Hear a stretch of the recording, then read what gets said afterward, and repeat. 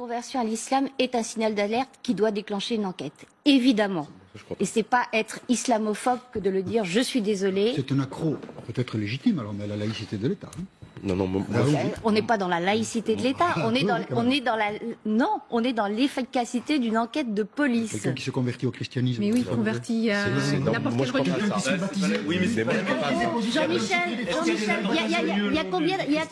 il y a combien d'attentats christianistes qui ont été commis ces dernières années? Et en fait, c'est dans un service d'enseignement. Ou même depuis l'Inquisition. Pourquoi je m'insurge, si vous voulez, c'est que la conversion à l'islam soit un problème dans la République. Bien sûr. La radicalisation est un problème. Mais si on commence à dire que la conversion à l'islam est un problème, nous mettons le doigt tous dans un engrenage qui va nous amener très loin. On est où là?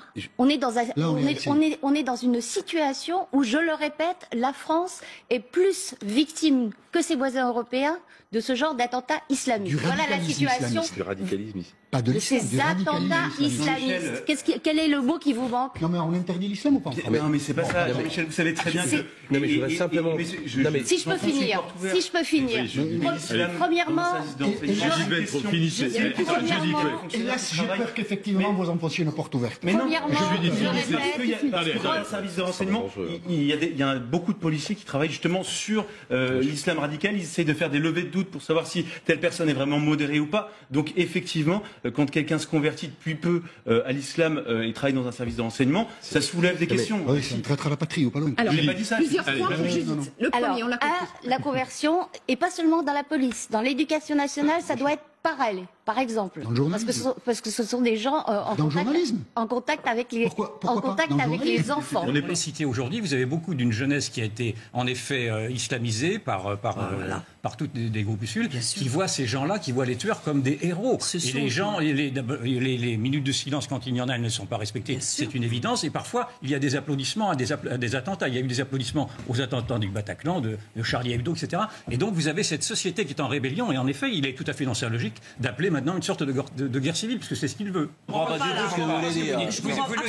nous avez expliqué qu'il y avait des radicalisés qui ensuite se raccrochaient à l'islam pour se radicaliser. S'ils se radicalisaient parce qu'ils se raccrochent directement et à la source de l'islam. C'est ceci une radicalisation. J'ai l'impression que vous mettez Monsieur Traoré, qu'est-ce qu'il nous dit? Vous êtes en train de mettre l'islam encore à l'écart de tout ceci. Attendez, non, pas du tout. Non, mais je termine ma démonstration. L'islamisme, on parle de l'islamisme radical. Je termine. Toutes les enquêtes montrent qu'il y a à peu près de 25 à 30% de musulmans français qui sont aujourd'hui radicalisés. C'est-à-dire qu'ils font... C'est gros chiffre. Oui, c'est les enquêtes qui sortent un peu partout. 25% 25 à 30% en effet qui sont radicalisés. C'est-à-dire qu'ils donc là, il y a 6 millions, ça fait plus d'un million de musulmans. Si vous permettez, qui pensent en effet que la charia est supérieure à la Constitution française. Ce sont des enquêtes qui sortent très régulièrement. Si vous ne les connaissez pas, c'est embêtant. Et donc, mais bon, pour moi, c'est pas fiable. Je pense que vous ne pouvez pas édulcorer le fait en disant que ces radicalisés ne sont pas musulmans ou pas islamistes. C'est un peu ce que j'entends. Et en fait, il faut s'interroger sur le fond du problème, de savoir pourquoi il y a une telle attractivité d'une lecture littérale du Coran quand ce Coran vous intime d'aller tuer ceux qui sont différents de vous quand ils sont juifs ou quand ils sont mécréants. C'est ceci le problème qui est aujourd'hui posé. Le drame, il n'y a pas de sourate qui appelle au meurtre. Il y a des sourates dans le Coran qui appellent les musulmans à se mobiliser quand il y a un oppresseur. Et quand vous lisez les tafsirs, les exégèses... de légitime défense. C'est exactement ça. Et la preuve, c'est qu'aujourd'hui, 1,5 milliard de musulmans sont des musulmans dans la grande majorité et aspirent à vouloir vivre en paix, à vivre en paix. Vous savez, monsieur, moi je suis... Je comprends grave ce que vous dites, c'est quand même gravissime.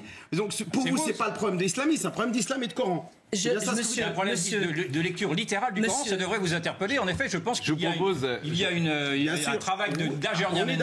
Là, on est d'accord. De lecture littérale par des personnes qui instrumentalisent le fait religieux et le Coran à des fins politiques ou à des fins hégémonistes. Vous savez, monsieur, écoutez-moi, ça fait des années qu'on essaye de trouver le chemin pour que l'islam rentre dans la République. On n'y arrive pas, excusez-moi, on n'y arrive pas. Donc il faut qu'on touche. Je termine, monsieur. Il faut qu'on parte. Mais monsieur, vous êtes dans l'excès. Nous sommes des enfants de la République. Moi, je suis une petite fille de la République. Je viens d'un milieu très populaire. Il faut faire quoi? Je suis une petite fille...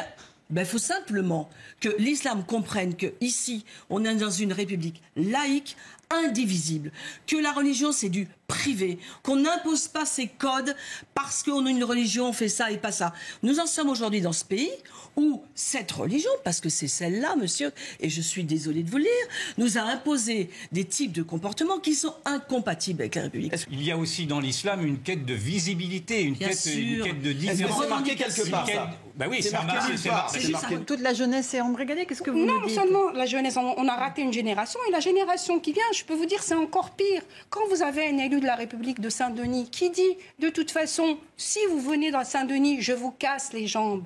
Quand vous avez des élus de la République qui donnent des tracts en disant, effectivement, l'islamophobie du matin au soir, on vous parle d'islamophobie, du matin au soir, on vous dit l'islam de France, du matin au soir, vous levez le matin, vous dites, c'est quoi ça, on va faire une salle de prière. Quand vous voyez tout ça, je vous dis, mais on fait exprès. Alors moi, je pense aujourd'hui, je m'adresse à M. Macron, vous le transmettez, on ne peut plus, parce qu'il en va de notre sécurité, de notre vie et de la jeunesse qui est perdue dans tous les sens et qui ont l'idéologie, qu'on le veuille ou non, elle n'est pas que physique. L'idéologie, elle est dans leur tête. On a réussi à leur transformer le cerveau. Aujourd'hui, tous les jeunes, prenez du collège, hein, ils n'ont qu'une seule idée, ils ne parlent, dans leur geste de quotidien, tout est religieux. Tout est religieux aujourd'hui. Il faut dire ou pas, certaines banlieues, malheureusement, j'ai peur qu'il soit trop tard. Malheureusement, j'espère que je me trompe. Et aujourd'hui, je pense que M. Macron a un travail au truc. Au lieu d'installer l'islam de France, il devrait d'abord installer une république et de faire respecter les lois de la République. L'islamisation